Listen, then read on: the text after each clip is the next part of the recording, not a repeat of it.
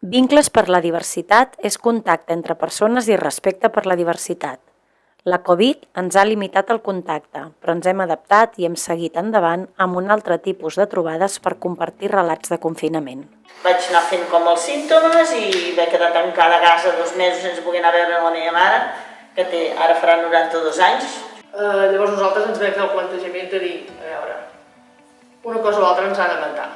Per tant, tirarem endavant. Jo també he trobat a faltar les abraçades perquè he estat molts mesos sense veure el meu fill i per tant jo necessito una abraçada i més d'ell.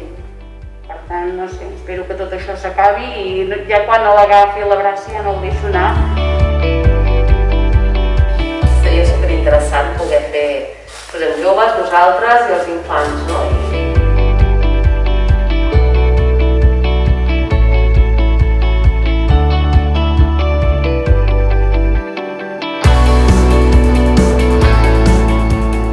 Molta feina aquests anys, des de pintar les habitacions de residència, pintar els patis de les escoles, repartir les mascaretes a porta, assegurant-se que arribés la seguretat de tothom.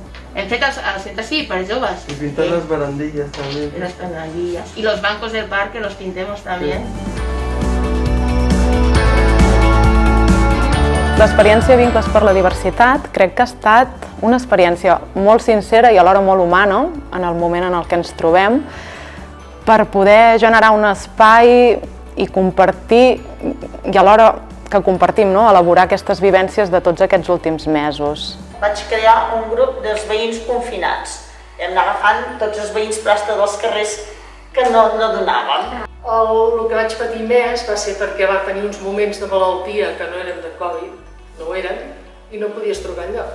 Per això ha creat com un petit teixit, diguem, de confiança, i llavors, ja et dic, els dissabtes se sortia a ballar al balcó. Ara tanca l'Opel, ara tanca la Ford, ara allà a Tailàndia no sé què passa. I clar, jo vaig viure amb un estat nerviós que no dormia ni de nit ni de dia. Penso que amb el Covid s'han carregat infinitat de coses. S'han carregat drets fonamentals, s'han carregat els sentiments de les persones, ens estan aïllant i ens estan mentalitzant, només et donen missatges de por. Al final et coarten, no et deixen viure la teva vida, m'entens? Aquesta sensació d'impotència intento treure-me-la de sobre, però va bé.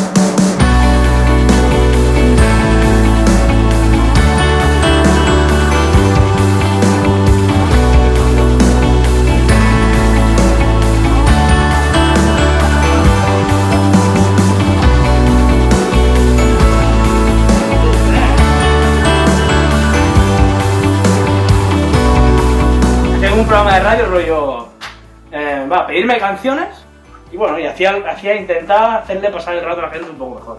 Yo en la cuarentena lo que aprendí es a tener un poco más de paciencia, pues no sabía esperar antes. Ahora tampoco sé, pero un poco más sí, ¿sabes? Pues ya sabes que he aprendido, que soy adicta al trabajo y que me cargo de presión y que no me es bueno para mi salud.